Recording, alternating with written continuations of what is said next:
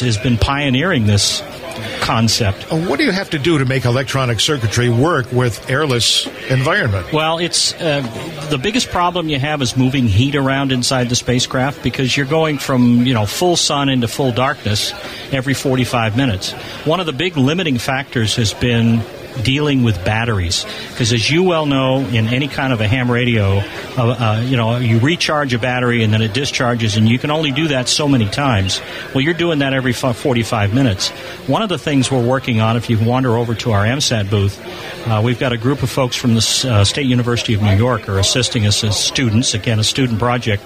They are experimenting with things called supercapacitors. Rather than a battery, they're experimenting with supercapacitors that look about the size of a AA cell, but are capable of about 2.5 volts at 230 farads.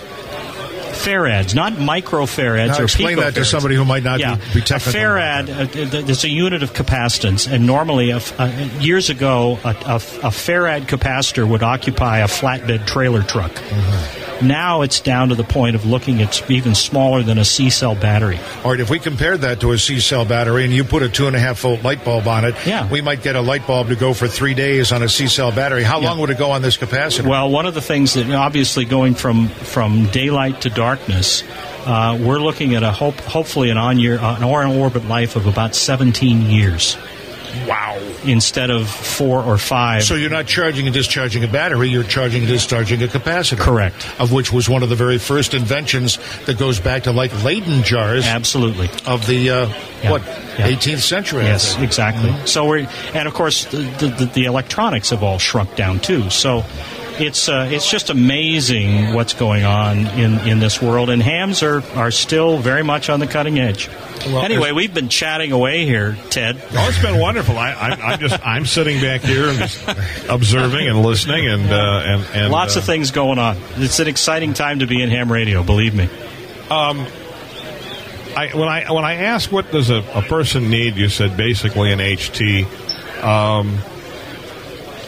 For those that have never done any operation of satellites at all, why don't you give them a brief description as to what they would do and how they'd go about it? Like, for example, now, if you have an HT like this HT here, is that a dual bander? Yes. That's a dual band HT. Okay, normally our satellites are like repeaters, if you're familiar with the concept of a repeater. Oh, yeah. Except that they normally work as a crossband repeater, because we don't have the room on the satellite to put all of the duplexers. Right, when you say crossband, that means you go up on one band of frequencies and your signal comes down or comes through the satellite and comes out on another band of frequencies. And it's easier designed because the frequencies are farther apart. Exactly. Normally our satellites operate on 2 meters, either up or down, or 440 megahertz, 70 centimeter up or down. That's where most of our satellites are located in terms of our frequencies right now.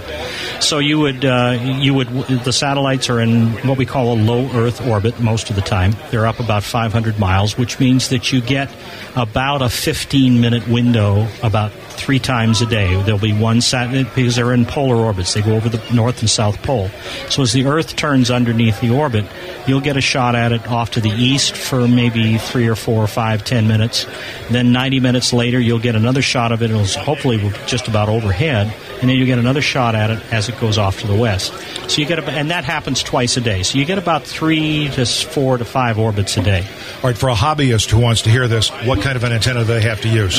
You can use it with a ground plane. A normal ground plane, if you're monitoring, if you have a scanner. When you're talking about a ground plane, for somebody who's never heard of this before. Just a vertical antenna, a little quarter wave made out of a coat hanger or something. All right, that frequency, we're talking about a 25-inch piece. Yeah, something like that, 19, 20 inches, something like that. Wow, you could literally make it out of a coat hanger. Yeah, absolutely, and a lot of people do. But now, there's some folks here that sell these little handheld antennas, and what I'm talking about is you can see them. It looks like they have vertical and horizontal polarization, and it looks like they'd have maybe like a 440 antenna polarized in one direction and 2 meters in the other direction. That's right. There's a crisscross kind of thing. Yes, there's a couple of manufacturers that are doing that. They put a 10-watt duplexer in the handle. and then if you can just hook it up to your radio and work it that way. If you're not equipped to, one of the things that's nice to have is what we call full duplex operation, where you can transmit and actually hear your own signal come back down through the satellite, which is much like a telephone would be. But you can, even if you don't have that, you can still do half duplex, which is transmit, receive, when you transmit and receive that way. And you can usually communicate through the satellite that way. So it's fairly easy to get started. And like I said, our website has a lot of information for those people that might be interested in doing this. Now, people, you don't have to be a nerd to be into ham radio. Absolutely not. In fact, my background is in financial management, so I'm a bean counter. In fact, that's one reason why they made me the treasurer of AMSAT after I served as president. For everyone. Yeah, and that's the fun part, is because it's an avocation in some ways rather than a vocation. Well, as for me, it turned into a vocation too, because I got my early training on it, and that led to a whole radio broadcast career. Yeah, well, I got my feet wet in broadcasting as well, and then went from there to ham radio. Ted too. Ted, yeah. So I drowned. I went totally underwater. Oh, lots of fun. And couldn't breathe. Anyways, but let's go down this road just for a second. I don't sure, go ahead, Ted. No, that's fine. Let's say we procure one of these little transceivers. They're being sold here at Dayton for under $100. Yeah. And this is a dual band. Ted has got into his hand this little device. It's about the size of a pack of cigarettes, and it's got an antenna on it. That let's say it's like a cell phone, a deluxe cell phone, maybe a little thicker. All right, but anyways, $100. Okay. Now, what do those antennas sell for that are the dual Yagi crisscross? You can hold them in your hand. About the same price. About $100. So yeah, about $100 for $200 thereabouts. You could become a satellite ground station seeking.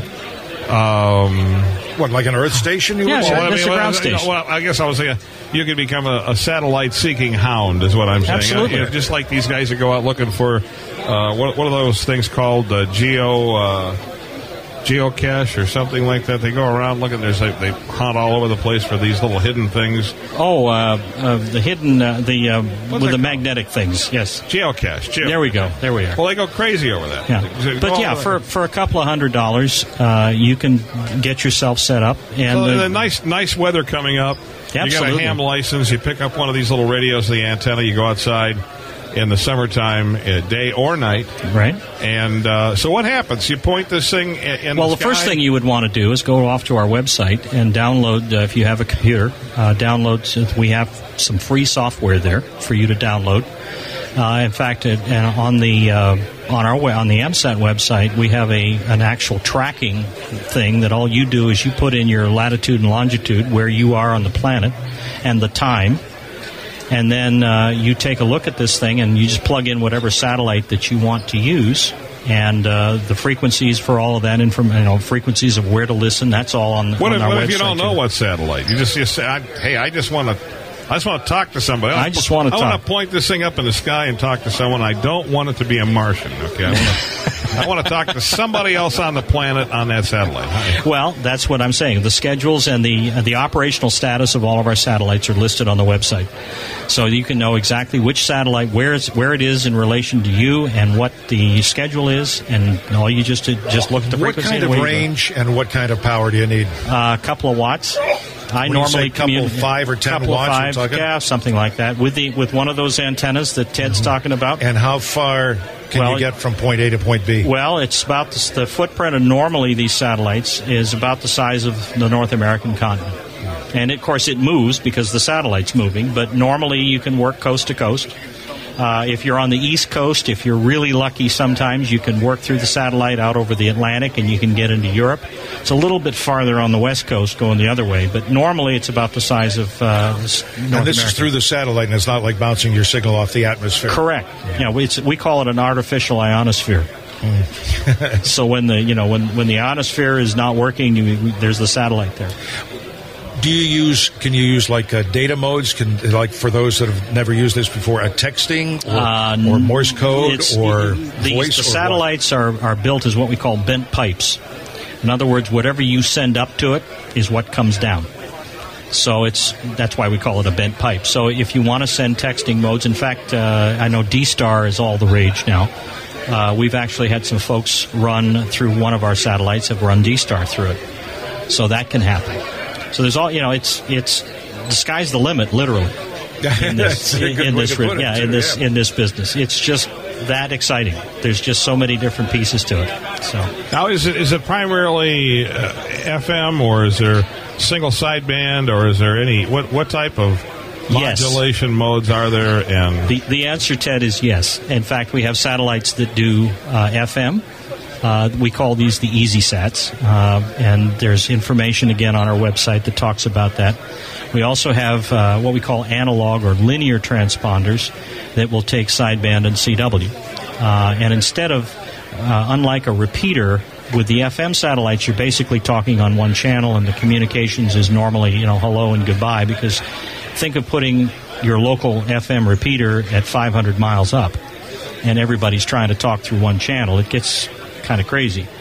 Whereas when we're looking with a linear satellite transponder, you have a whole band of frequencies, and so it's very much like operating on HF. You just find a spot and you send a CQ, or that's you like answer. Say if you have like an FM band from 105 to 108, and then you could choose a frequency in there and it'll come down spaced the same way. Well, it depends on the satellite. The satellites are optimized for either FM or they're optimized for sideband and CW. So we have some satellites that are specifically set up for sideband and CW. Well, when you were talking about linear, I'm thinking, just like for people who have never done this before, kind of get an understanding. It's like transferring a radio dial. Pretty much. Yeah. Pretty much.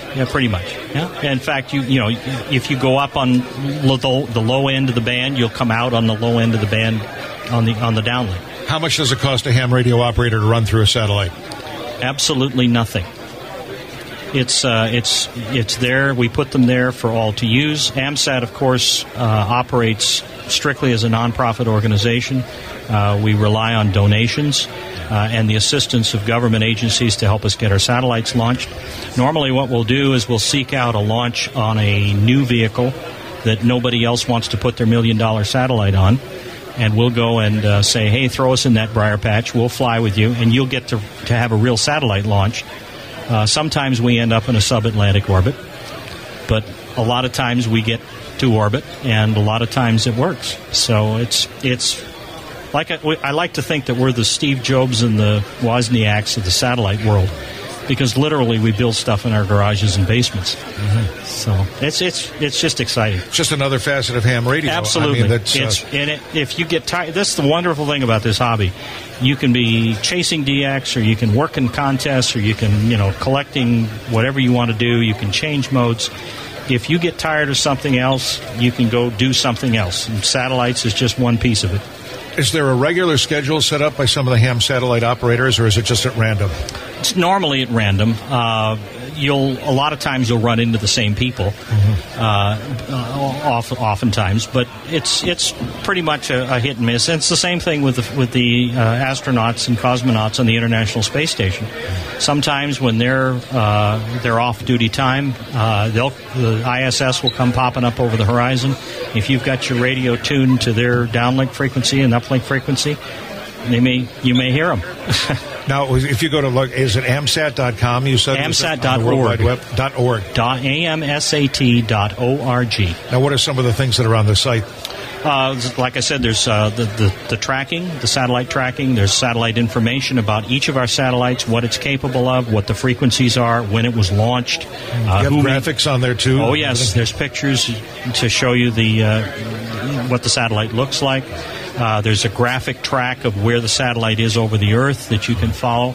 If you're interested in going a little bit more, we offer software for donation. Again, we're totally nonprofit. So, but a lot of times it's all it's a labor of love for some of these folks, literally building this stuff. Well, that was going to be my next question. Where's the financing come from? This is not as a commercial thing. It comes from amateur radio operators. And believe it or not, we have amateur radio operators who spend, well, first of all, because the hams themselves are building the spacecraft, all of their time is donated for the most part. So your largest expense for building satellite hardware is labor. And a lot of